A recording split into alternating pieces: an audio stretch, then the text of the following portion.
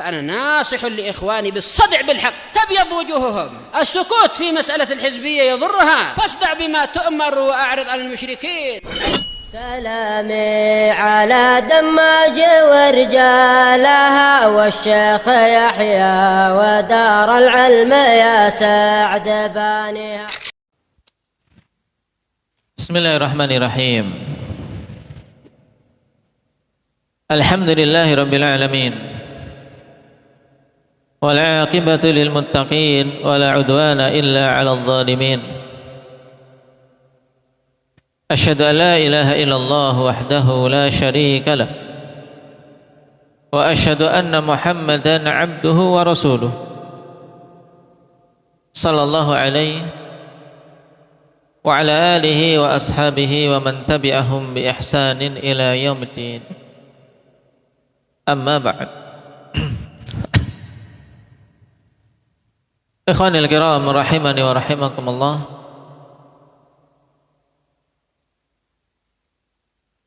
Kita masih pada pembahasan seputar hadits mu'an'an dan bantahan Imam Muslim rahimahullah ta'ala terhadap pendapat yang mempersyaratkan thubutul liqa' was sama' pada setiap perawi yang meriwayatkan dengan an, bahwasanya dia telah mendengar atau melihat dari gurunya walaupun sekali. Sekarang kita baca contoh yang dibawakan oleh Imam Muslim berikutnya, menunjukkan bahwasanya walaupun seseorang pada sebagian riwayat memang betul-betul pernah bertemu dengan gurunya, tapi tidak menutup kemungkinan pada riwayat yang lain dia melakukan irsal, melakukan pemangkasan perawi. Ada perawi yang dia jatuhkan, ada perawi yang tidak dia sebutkan. Contohnya diantaranya yang dikatakan di sini warawa ibnu Uyainah wa ghairuh an Amr ibn Dinar an Jabir radhiyallahu anhu qala at'amana Rasulullah sallallahu alaihi wasallam luhumal khairi wa nahana an luhumil humur. Farawahu Hammad ibn Zaid an Amr, yaitu Amr ibn Dinar. Tadi Ibnu Uyainah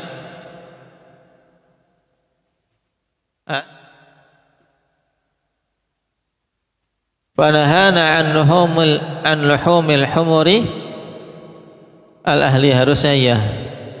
Nah, di tempat kalian ada al-ahliyah? Dicetakan mana? Apa? Darussalam. Cetakan kalian ada? Ditambahkan karena memang yang coba saya baca dulu di syarah. Wa nahana an luhumil humur. Naam.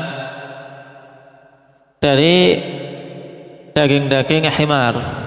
Memang dalam mayoritas naskah ikhwan tidak ada tambahan al-ahliyah, tapi hal itu diketahui dari apa? Dari hadis-hadis yang lain, bahwasanya yang dimaksud al-humur di sini apa?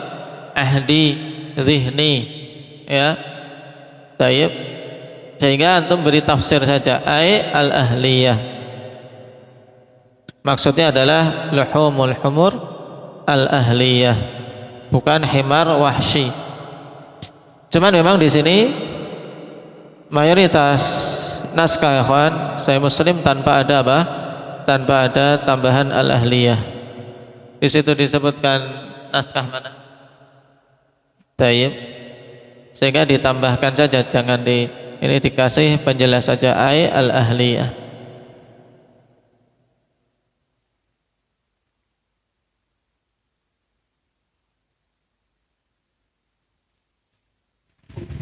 Karena di syarah pun Syekh Ethiopi rahimahullah ta'ala tidak membawakan lafaz al-ahliyah juga. Beliau syarah sebagaimana dalam matan tadi. Nahana an luhumil humur. Begitu saja. Taib. Perhatikan akhwan, Ibnu Uyainah dan yang lainnya. Taib. Dan wa ghairuh yang dimaksud adalah Husain ibn Waqid al-Marwazi sebagaimana akan datang penjelasannya. Ibnu Uyainah dan Husain ibn Waqid al-Marwazi meriwayatkan dari Amr ibn Dinar dari Jabir ibn Abdullah. Dan kaidah ikhwan, kalau dapat nama Jabir secara mutlak seperti ini, maka yang dimaksud adalah Jabir ibn Abdullah radhiyallahu anhuma. Adapun Jabir yang lain seperti Jabir ibn Samurah, maka kebiasaan para muhadditsin mereka menyebutkan secara lengkap.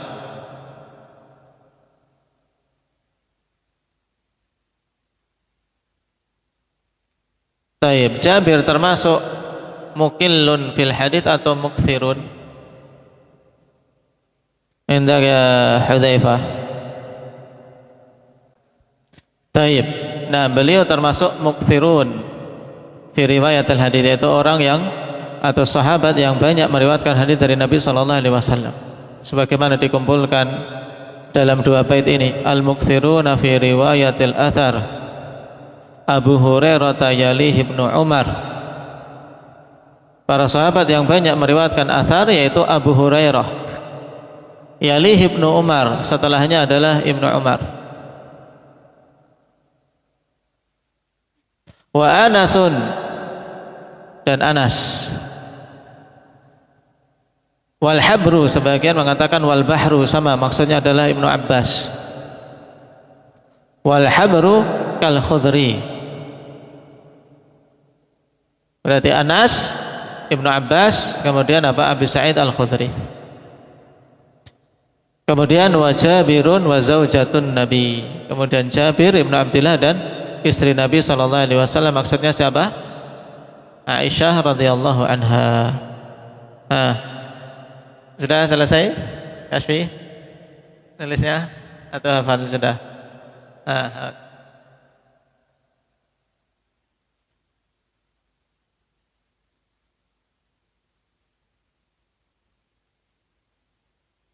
Naam. Berazak. Dihafal. Dari berapa sahabat tadi disebutkan? Yang tidak bisa ngapal baitnya, hafal orang-orangnya. Siapa saja tadi? Deretan para sahabat yang banyak meriwayatkan hadis. Nah, ini butuh kita tahu untuk kita mencintai mereka, karena jasa mereka terhadap kita sangat besar. Dengan sebab mereka kita bisa mengetahui berita-berita tentang Nabi sallallahu alaihi wasallam. Naam. Jazakumullahu khairan. Naam, anna wa 'anil muslimin. Abu Hurairah, Ibnu Umar. Ketiga siapa? Anas bin Malik. Keempat Abdullah bin Abbas, Bahrul Ummah. Digerai dengan Bahrul Ummah, yaitu lautan ilmu umat ini. Kemudian Abu Sa'id Al-Khudri yang kelima. 6 Jabir bin Abdullah. Ketujuh Aisyah Ummul Mukminin radhiyallahu anha. Sudah selesai nulisnya? Akmal, boleh nulis cepat. Azam, coba baca.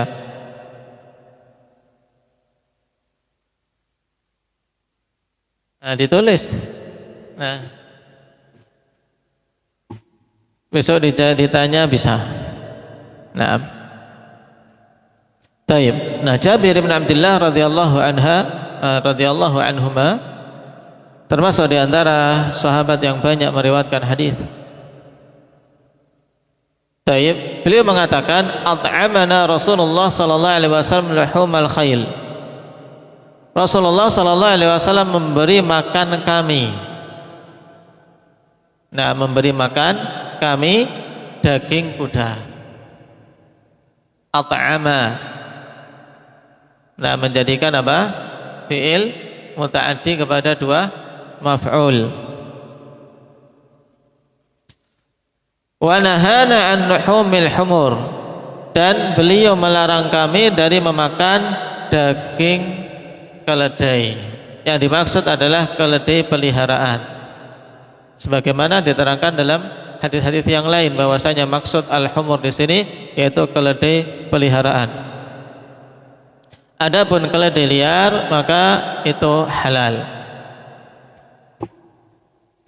Nah, farawahu Hammad bin Zaid an Amr. Hammad bin Zaid meriwayatkan dari Amr bin Dinar an Muhammad bin Ali an Jabir an Nabi sallallahu alaihi wasallam. Berarti kalau kita perhatikan pada riwayat Hammad bin Zaid itu Amr memiliki wasithah antara dia dengan Jabir. Siapa itu? Wasithahnya Muhammad ibnu Ali. Nah, Muhammad ibnu Ali ibnu Husain ibnu Ali ibnu Abi Thalib radhiyallahu anhu, yang dikenal dengan apa? Nah, Abu Ja'far Al-Baqir, Imam Abu Ja'far Al-Baqir, yang dulu telah kita apa? Baca sekilas tentang biografinya. Termasuk juga jadi imam ahli hadis yang diperebutkan orang-orang Syiah. Mereka ngaku-ngaku juga tentang imam ini.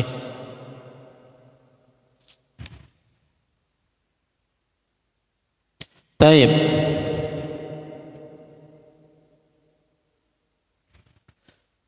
Jadi yang diinginkan oleh Imam Muslim di sini yaitu apa?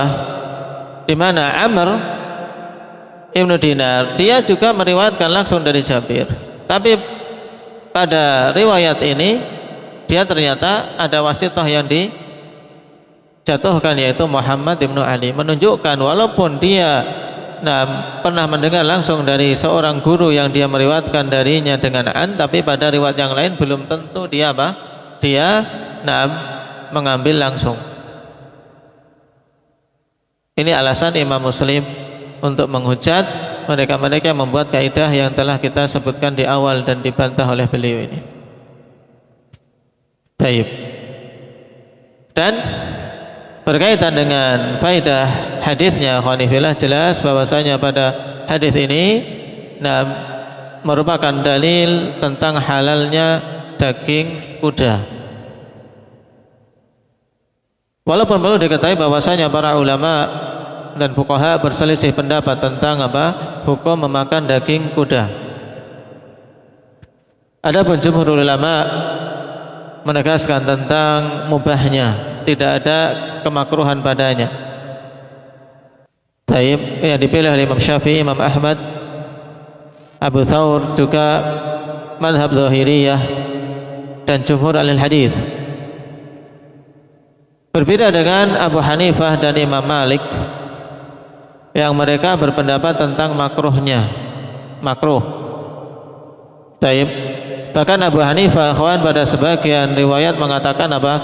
Ya'thamu bi'aqlih, tapi tidak mau mengatakan haram. Abu Hanifah itu aneh kadang.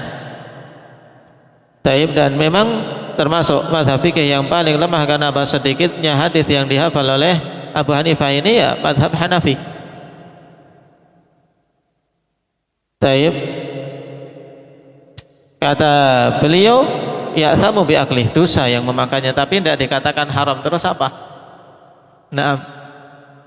Ini istilah aneh. Jadi merupakan tanakutnya Abu Hanifah dalam istilah. Taib. Cuman yang penting, ikhwan, kenapa atau alasannya apa mereka sampai menyatakan makruh, bahkan Abu Hanifah mengatakan haram? Ini butuh kita pahami. Taib. Karena mereka juga punya dalil. Jadi seorang thalib juga butuh untuk memahami dalil dari pihak yang diselisihinya dengan baik. Pahami dalilnya. Kemudian ketika ingin meluruskan pemahaman, ya luruskan dalam pemahaman terhadap dalil tersebut. Dalil mereka, ikhwan, firman Allah Subhanahu wa taala, wal khayla wal bighala wal hamira litarkabuha wa zinah. Di surat An-Nahl ayat 8. kuda, bighal dan keledai. Nah, Allah Subhanahu wa taala ciptakan itu semua litarkabuha wa zina, untuk kalian naiki dan untuk dijadikan sebagai hiasan. Orang naik kuda kan gagah, ya kan? Itu maksudnya zina dengan itu, yaitu naik kuda. Makanya orang zaman dulu termasuk di antara kebanggaannya ya ketika memiliki kuda-kuda yang gagah, yang terawat bagus, nah, dan seterusnya. Jadi itu dia untuk kendaraan ditunggangi, dan selain itu untuk zina, untuk perhiasan yang semakin menambah gagah orang yang menaikinya. Baik.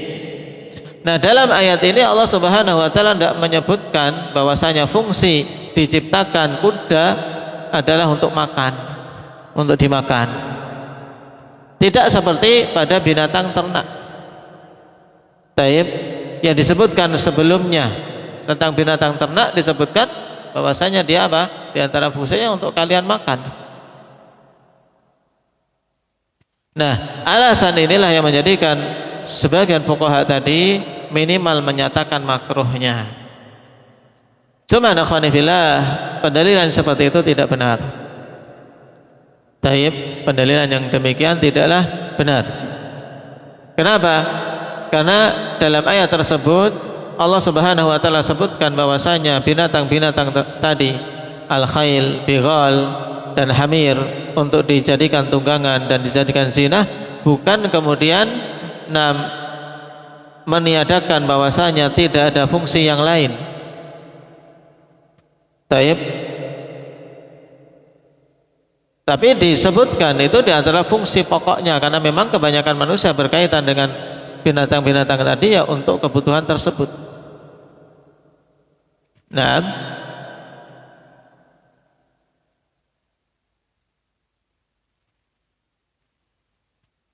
buktinya Nabi Shallallahu Alaihi Wasallam dalam hadis ini sangat jelas memberikan apa? Memberikan makan para sahabatnya dengan daging kuda. Taib, sehingga tidak ada kemakruhan sama sekali.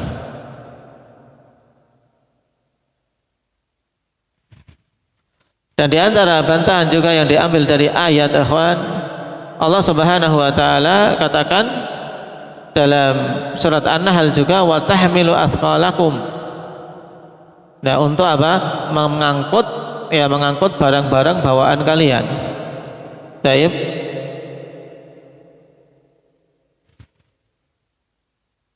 Dan membawa barang-barang bawaan itu tidak disebutkan berkaitan dengan kuda, dan tidak ada seorang ulama pun yang mengatakan tidak boleh apa? Menjadikan kuda sebagai apa? Pembawa barang-barang. Buktinya dalam prakteknya ya kuda digunakan untuk mengangkut kayu, kadang orang yang naik kemudian samping kanan kirinya dengan kayu dan seterusnya. Sehingga sangat lemah pendalilan tentang kemakruhan, apalagi tentang keharamannya. Apalagi setelah datang nas yang sharih dan sahih, Nabi SAW memberikan makan para sahabat dengan daging kuda, sehingga jelas daging kuda hukumnya halalan thayyibah, bahkan termasuk di antara daging yang memiliki sifat bagus. Nah, Ibnul Qayyim rahimahullah ta'ala berbicara tentang daging-daging, tentang masalah makanan, ikhwan, dan di antara sekian daging yang saya ingat paling kualitasnya paling rendah daging sapi. Ternyata daging sapi. Taib, bisa dirujuk kembali dari siapa? Ketika beliau berbicara tentang kandungan apa manfaat yang ada pada daging-daging. Tapi semuanya bermanfaat kalau seseorang memakannya sesuai dengan apa? Sesuai dengan kadarnya. Karena sebagus apapun makanan, ikhwan, kalau seorang berlebihan ya tetap akan ada doror. Permasalahan yang kedua yang kita petik dari hadis ini berkaitan dengan daging himar ahli, yaitu daging keledai peliharaan. Telah kita lewati dalam pelajaran istidlal bahwasanya keledai peliharaan hukumnya haram. Taib. Dan itu yang menjadi hukum akhir berkaitan dengan keledai peliharaan. Nabi SAW pada peristiwa Khaybar secara tegas melarang kaum muslimin dari apa? Memakan daging-daging himar ahliyah atau himar insiyah, sama, yaitu daging keledai peliharaan. Bahkan ketika para sahabat ridwanullah alaihim sudah masak, karena saat itu belum ada ketetapan tentang keharamannya, kawan. Sebelum itu mereka sudah menyalakan tungku, kemudian daging keledai tadi sudah dipotong-potong, dimasukkan untuk dimasak. Dan Nabi SAW kemudian peringatkan, la ta'kulu min luhumiha syai'a, jangan kalian makan dari dagingnya sama sekali. Maka akhirnya ditumpah ya daging tersebut bersama dengan maroknya. Nah, kenapa? Karena haram. Karena haram. Sehingga yang seperti ini tidak dikatakan tabdzir, mubadzir. Perkara haram ya memang harus dibuang. Sebagaimana membuang khamar ketika turun.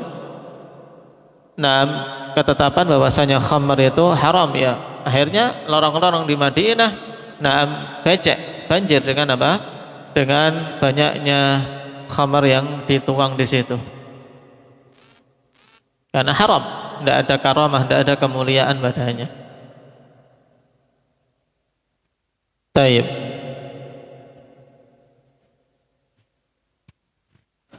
Ini sekilas tentang kandungan hadis dan akan kita dapati pada inti kitab Sahih Muslim insyaallah taala pada tempatnya.